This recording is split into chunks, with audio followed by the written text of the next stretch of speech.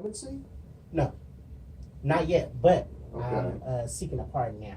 You are, okay. Yeah. Okay.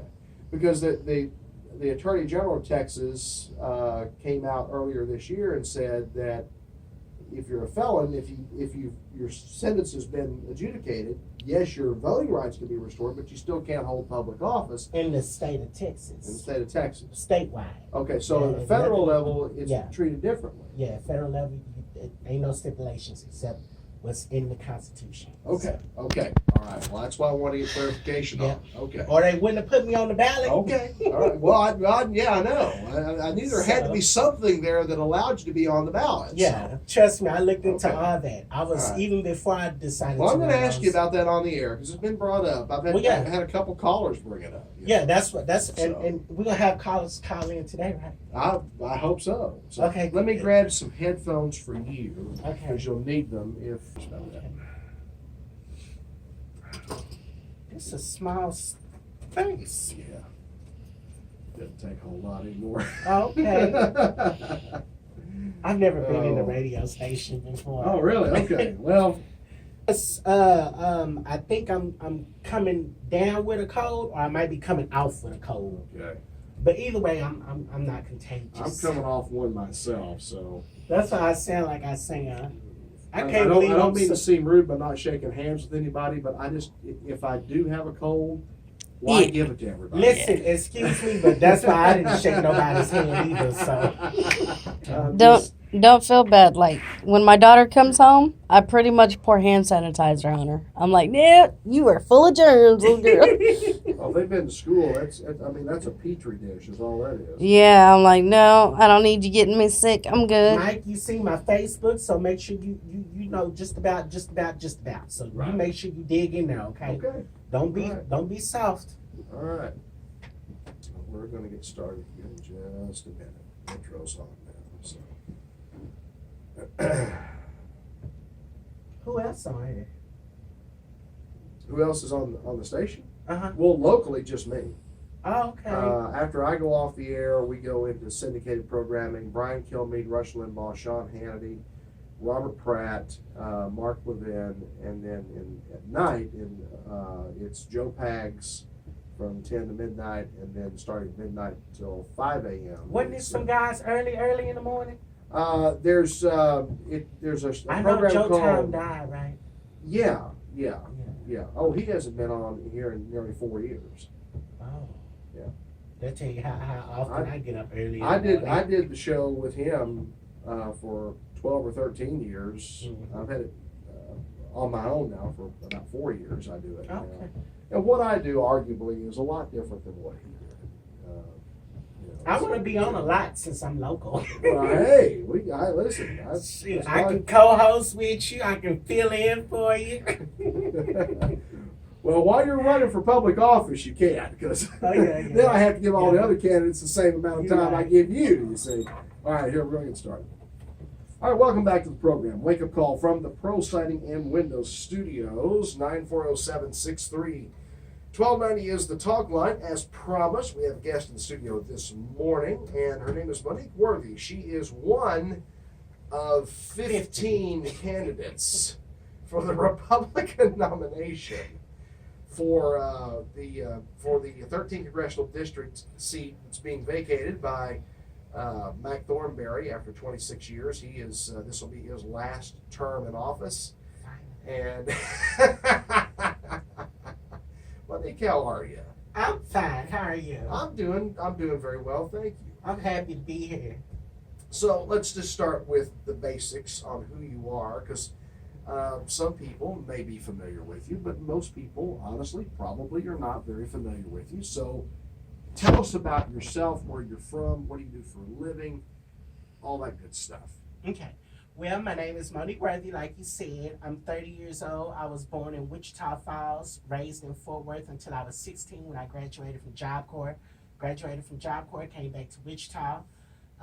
Been back and forth from Wichita and Fort Worth since I was an adult, at the age of 17, coming back and forth. And then I finally stayed here in 2011 when I first got out of jail. I stayed down here, and then I ended up getting a job at Tyson. And when I was at Tyson, I was there since 2014, and I've been down here ever since, and just trying to make my way. And I was working at Tyson for 5 years, before they fired me in June. And when they fired me, I was like, well, what am I going to do now? And I love politics. I got my first feel of politics being incarcerated, actually, because being incarcerated, I had time to listen to the radio. Right. So listening to the radio, that's when I first heard about News Talk 1290. Okay. And when I was in jail, I was flicking the radio stations. I was listening to music at first. And then the music got boring because I got tired of hearing the same songs over and over. So then I went to AM. So when I went to AM, I heard somebody yelling on the radio. And I don't know if you know too many black folks, but black folks is nosy. So when we hear folks hollering and screaming on the radio or anywhere, when you pass by poor neighborhoods, you notice a lot of what? Messed up blinds in the window. You know why? Because we steady looking out the window. We steady peeking out the blinds every time we hear something. So when I heard this man yelling on the radio station, I was like, oh Lord, who he into it with? So I started listening, and that's when I got my first hear of Mark Levin. So listening to Mark Levin and Sean Hannity, I went in jail a Democrat, and I came out not only Republican, but a conservative Republican from listening to them. Now, you bring up an interesting fact there, a point about yourself, is you were incarcerated. I'm not afraid to tell about it. I'm glad, because I'm going to ask you about it. Because I've been approached by several people. I've had a couple callers ask me, Tell them to approach me. I like the question. How is she able to run if she's got a felony conviction? So, if you will, walk us through what happened. How did you become incarcerated? And what's your status right now? And explain how it is you're able to be on the ballot with a felony conviction. Okay, so it all started in 2016 when I graduated from Job Corps. When I graduated from Job Corps, I graduated with a GED and certification in Business Office Technologies and Word Processing. So when I graduated, it was time for me to look for a job. So looking for a job, I was only 16, so nobody would have really let me work in their office, which is what I was looking for. That's the only place I was applying. And so when I got out, I say got out like I got out of jail. No, I got out of Job Corps. I graduated. So when I came home, I was looking for work, and I couldn't find anything. So me being hot-headed, I did not want to work at a fast food joint. I was not going to work at a fast food restaurant, so I just didn't do it. And so in the meantime, I still needed things. So I went around stealing, putting my hands on folks' stuff. Never from people's houses or anything like that. I wasn't that bold. It was just from stores, like little knicks-knacks here and there and stuff like that. Yeah, shoplifting. I was a thief. So I did what I had to do to get by. Instead of just going to get a job, I did what I was doing. And, after so many misdemeanors, apparently I wasn't too good at stealing because I kept getting caught. So after so many misdemeanors, they enhanced it to a felony. And that's how I got my felony convictions. It's like 2 or 3 of them, I think. But so that last time is when I had got through with all of it. And I'm just like, I can't do this no more because I done already screwed up my life.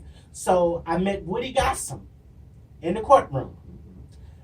Forever to this day, I will be grateful for that man, because he told me the last time I was in his courtroom that if he ever see me in there again, that he wasn't gonna be so kind to me.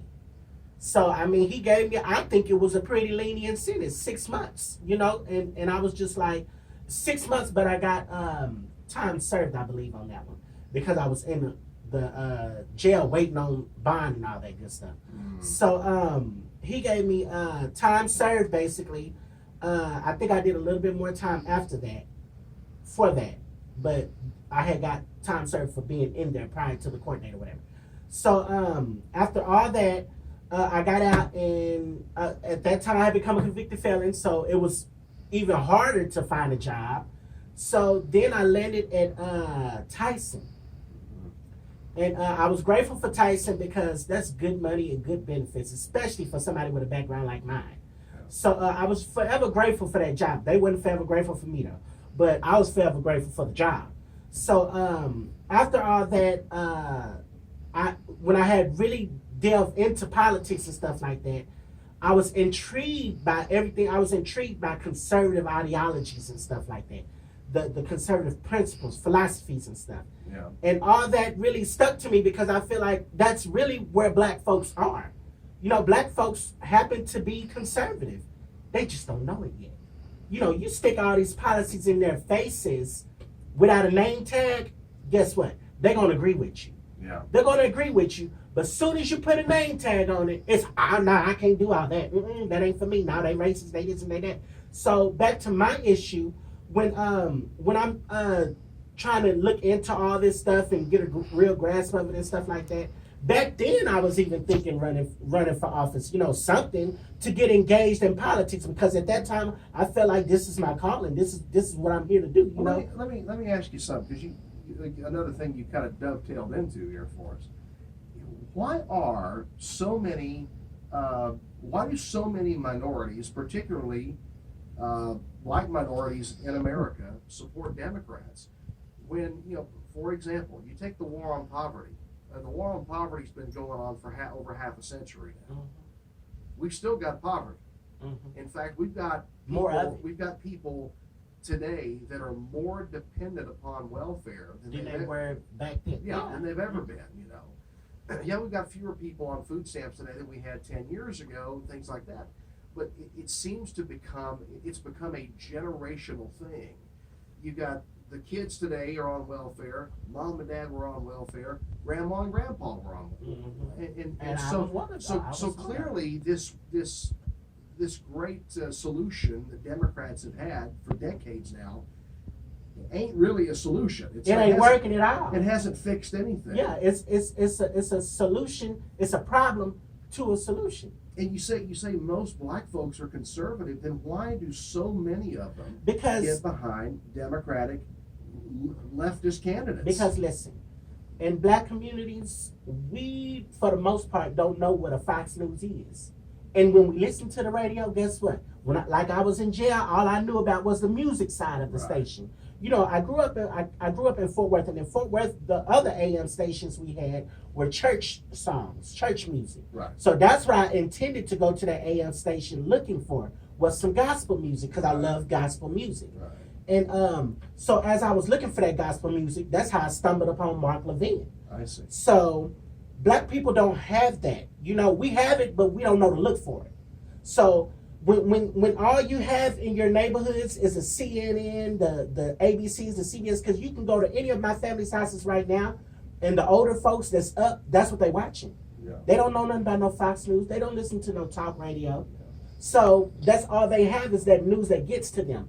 So 90% of that news is anti-Republican, anti-Trump. They don't know the good stuff that Republicans have done for us. They don't know the good stuff that Trump is doing for us. They don't know that they're blinded by it. They're blinded by these media sources that they depend on to give them that truth that they expect, and they don't get it. We're going to take a break here, and when we come back, I want to get into why you decided to run for 13th Congressional District and why you feel you're qualified to be in the position. We're going to get into that next here on Wake Up Call from the Pro Siding and Window Studios. The talk line, if you want to talk with her, Monique Worthy is our guest. She is one of the Republican candidates for the Republican primary for 13th Congressional District. 50. Well, there's a bunch. 940-763-1290. We're back momentarily. You can pause it. All right, welcome back to the program. 940-763-1290. Monique Worthy is our guest. She is one of the candidates for the Republican ticket for the Republican primary for 13th Congressional District. This is a huge race. This is a big deal because we have not, in his 26 years in office, Mac Thornberry really hasn't had a hardcore contender that could stand up to him in the Republican primaries. He's taken, as far as I know, every primary by 70% plus of the vote. Now, Monique, as a Republican, it's almost a given that we're going to go to a runoff because of the sheer number of candidates we have in this race. And whoever wins that runoff on May 26th is going to be they're going to be the next congressman from this district. They're going to win in November. You're going to have Democrats on the ballot. And rumor has it there's a libertarian out there, although I can't figure out who it is. But anyway, They won't make a dent. no, they won't. It all comes down to money. Before we get into all that, let's talk about why you decided to run. Why now? Why this office? Why now? And what do you think qualifies you over any other candidate for this office? Why I decided to run, because I felt like it was honestly an act of God. Because, and I don't say that lightly, you know, I have Christian faith. I believe hard in what I believe in. Yeah. So what it was that I've been wanting to run, and I've been wanting to run for something. Right. You know, and here recently is when I had found out about just for sure if I could run or not because of my background. Yeah. And everybody asked me, you know, why didn't you start off locally?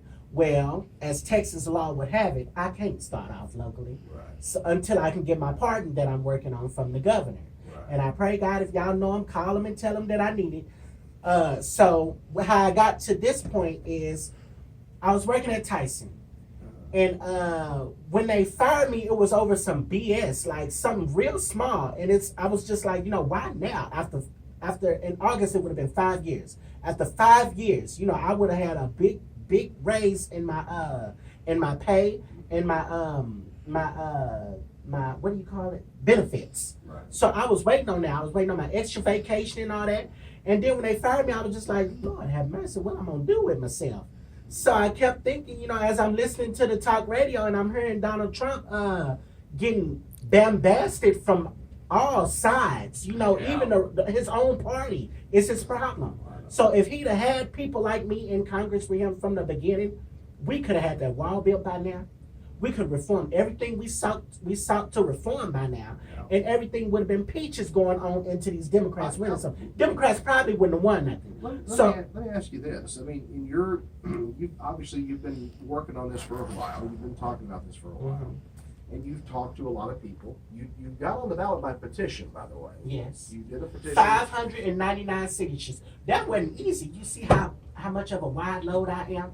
Trying to walk these streets and stuff, ask these folks for their numbers, folks looking at me crazy and stuff. I'm like, I just need a signature. Right. And they look like, nah, girl, we good. So So I'm just like, Did you encounter a lot of resistance or support from folks in the black community or in the minority, among minorities that you talked to?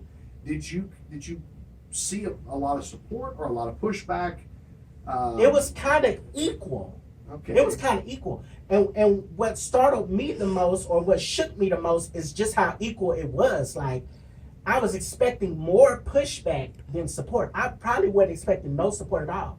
But when I went to, like, even when I went to the black community out in Amarillo, it was, I mean, them people loved me out there. Like, they would tell me all the time about how, I'm sorry, I don't want to mention another candidate, but they always told me how they didn't like Elaine Hayes.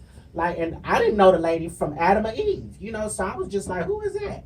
And they would tell me that she was their city councilwoman and how she did all this and did all that. So anyways, now when I went to the one down here to Eastside where I'm from, you know, everybody was kind of iffy on it, but then I had some who would like pull me in the house and be like, it's really good what you're doing. It's really great. You know, we're grateful for you. We thankful for you. We always knew you was going to do something, be something, because, you know, that's all you talk about on Facebook. That's all you do on Twitter. By the way, my Twitter page had over 51,000 followers on it at Monique Worthy, but it's suspended now. They done got rid of me. They said I was too much of a threat. So they got rid of that. And I'm still on a ban right now at Monique Worthy on Facebook because I'm suspended on Facebook till the 20th. Because of a video. Jail myself. Yeah, because of a video that I had put on Facebook talking about that little kid who was getting beat up by them little black girls on that bus about that MAGA hat he was wearing. Yes. So my video got suspended because of that. So no, I got suspended on Facebook because of that video. So my thing was, you know, going into the black community, it's a give or take, you know. And I remember my county chairwoman telling me, you know, asking me, you know, that's what we need. We need the black vote. We want to engage more. And I told her straight up, you know, they're expecting you to come on election times. So the best time to go is when it's not election time. You know, just spring up on them like a chicken. Just come out of nowhere.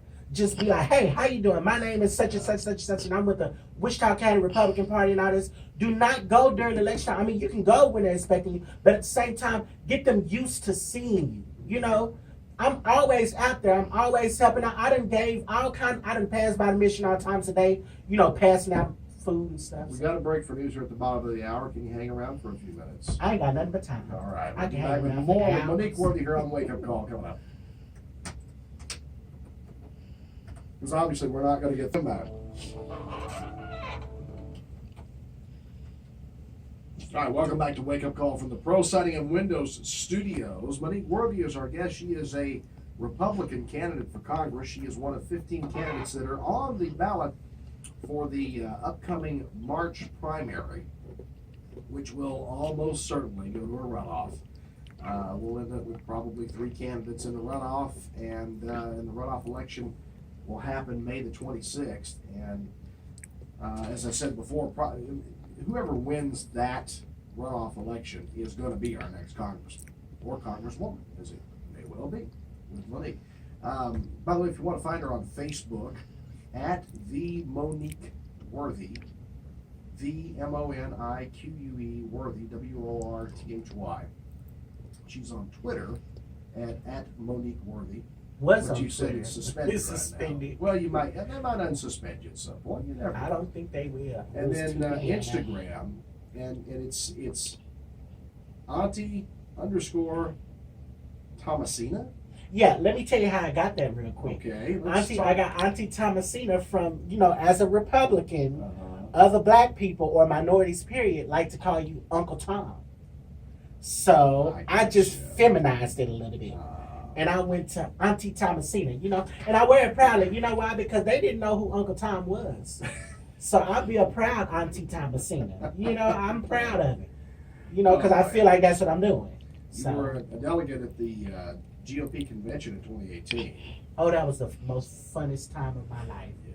I'm not very big on the most funniest time of my life. I don't think I was supposed to say that like that, but yeah, it was fun.